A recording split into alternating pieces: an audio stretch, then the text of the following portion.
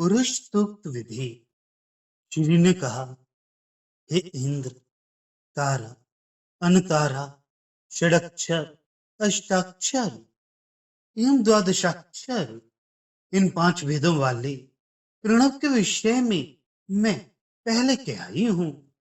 उन मंत्रों द्वारा आराधन का क्रम, हे इंद्र, मुझसे सुनिए। अत्यंत श्रेष्ठ पुरुष सूक्त में 18 ऋचाएं कही गई हैं। उसके आदि में प्रणव लगाकर उन 18 ऋचाओं द्वारा उत्तमोत्तम अष्टादश भोगों से विष्णु की पूजा करनी चाहिए। आह्वान आदि से लेकर अष्टादश अर्चा के प्रकार इतने ही। आवाहन, आसन, अर्घ्य, पाद्य, आचमन, स्नान, परिधान, उत्तरीय सहित यज्ञोपवीत, गंध, पुष्प, दीप, धूप, मधुपर्क, नैवेद्य, कपूर युक्त तांबूल, पैरों में पुष्पांजलि, आत्मसमर्पण, यथेष्ट स्थान और चिंतन विसर्जन, ये 18 पूजा के प्रकार हैं। सर्वलक्षण संपन्ना, सर्वधारमयी, परा, नित्या एवं 60 गुण युक्त जो विष्णु की प्रकाशमय मूर्ति है, उसी को चिदात्मक मंत्रों द्वारा मंत्र मूर्ति कहा जाता है। मंत्रज्ञ साधक उसमें रहने वाले देव भोगों को अपने तेज से बुलाकर उन भोगों को जो स्वीकार कराता है, उसे आवाहन कहा जाता है। यह मंत्र विज्ञान वेत्ताओं का कथन है। आवहयति सुख्यारिति आवाहनम। भगवान विष्णु अपने स्वभाव से जगत का कल्याण करने के लिए जिस चेतन एवं अचेतन विश्व में अधिष्ठित है, उसे आसन कहते हैं। उसके बाद की जाने वाली क्रिया जो मेरी आनंदमय शक्ति है और जिससे देवादिदेव विष्णु का संवर्धन होता है, वही अर्घ्य, आचमनी आदि रूप है। उसी से अर्घ्य आदि दिया जाता है। यतः सारा लोक जल में है और समस्त जीव जल के आश्रित हैं। जल जगत का उपादान कारण है और जल से जीवन का धारण किया जाता है।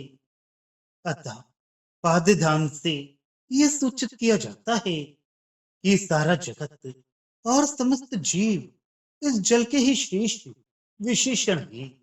मैं अपने रूप को 6 भागों में विभक्त कर उन सनातन पुरुष को तृप्त करती हूँ। अतः मैं अपने पांचों विषयों से तथा अभिमान से भगवान की आराधना करती हूँ। वे शब्द आदि 5 शब्द, स्पर्श, रूप, रस, गंध, ये विषय तथा अंतःकरण में रहने वाले अभिमान रूप से 6 भाग हैं। सद्भावना को हृदय में समाविष्ट कर तांदृष्टिक आदि भोगों से जगन्नाथ की आराधना सावधान चित्त से करनी चाहिए। यथा दृष्टि मात्र से उसमें प्रीत हो जाती है, अतः वे भोग सांदृष्टिक कहे जाते हैं।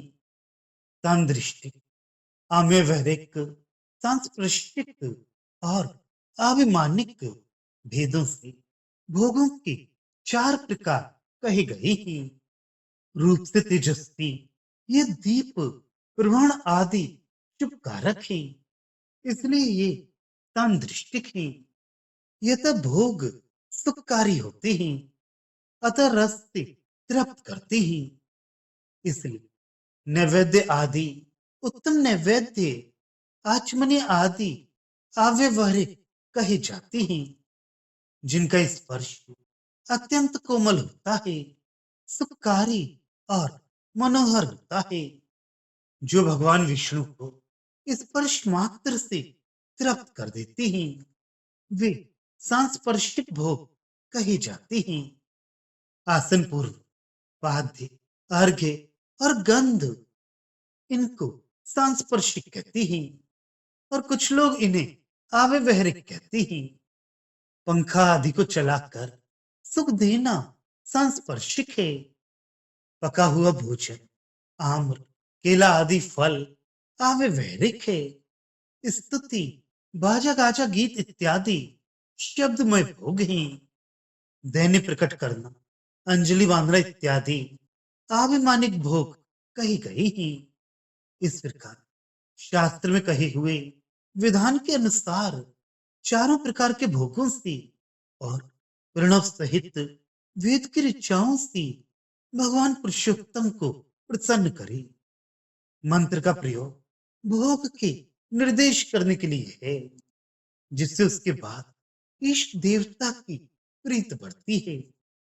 ओमकार के पश्चात ऋचाओं का उच्चारण करे अथवा आदि में प्रणव लगाकर तारा, अनतारिका, षडक्षर, अष्टाक्षर तथा द्वादशाक्षर इन पांच का उच्चारण करे। मंत्र पढ़कर अपने अंजलि के पुष्पों को स्वनिर्मित मूर्ति में चढ़ा दे, फिर प्रणाम करे। स्वागत पूछकर इसी प्रकार से क्षमा भी मांगनी चाहिए। फिर प्रणाम कर भगवान कहने के पश्चात आसन नाचर्यामी ऐसा कहकर आसन मंत्र का उच्चारण कर इदम इदम इदम इसे 3 बार कहकर निर्देश करे। 3 बार इदम कहने के पश्चात पाद्यम, अर्घ्यम इत्यादि रीत से भोग के नाम का निर्देश करते हुए भोग्य वस्तु का प्रीत पूर्वक समर्पण कर पश्चात भगवान वासुदेवा प्रियताम ऐसा कहे, अर्घ्य को वेदी पर गिरा दे। इसी प्रकार सभी भोगों का क्रम है। आसन, अर्घ्य आदि भोगों के निर्देश में उसके स्वरूप का भी निर्देश करे। पुरुष सूक्त की पहली ऋचा से आवाहन करे और द्वितीय ऋचा से आसन दे तथा तृतीय ऋचा से सिर पर फूल से युक्त जल छिड़के। इसे अर्घ्य भी कहते हैं। चौथी ऋचा से पाद्य दे, पंचमी ऋचा से आचमन दे, षष्ठ ऋचा से सविधि स्नान कराई और सातवीं ऋचा से वस्त्र प्रदान करी। अष्टमी ऋचा से उत्तरीय दे, नवम ऋचा से चंदन आदि गंध का अनुलेपन दे, दशम ऋचा से माला आदि अलंकार तथा एकादश ऋचा से दीप प्रदान करे। 12वीं ऋचा से सुगंधित धूप दे। उसके बाद 13वीं ऋचा से मधुपर्क, 14वीं ऋचा से प्रापण नैवेद्य आदि और 15वीं ऋचा से भोजन आदि के बाद सुगंधित तांबूल इत्यादि और इत्यादि प्रदान करे। 16वीं ऋचा से नमस्कार, 17वीं ऋचा से पुष्पांजलि और 18वीं ऋचा से समाराधन कर्म का समर्पण करे। स्नान के अनंतर, वस्त्र धारण के अनंतर तथा दीपदान के अनंतर आचमन क्रिया करानी चाहिए।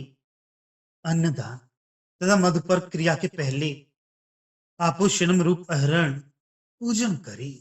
2 बार प्रणव ओमकार उच्चारण करने के पश्चात देवता को तर्पण और आचमन कराए।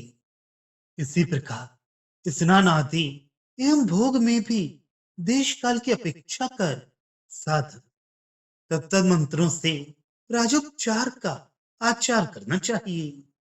संकल्प, प्रदान और प्रीति इन तीन को देश काल की अपेक्षा करते हुए सभी भोगों में करना चाहिए।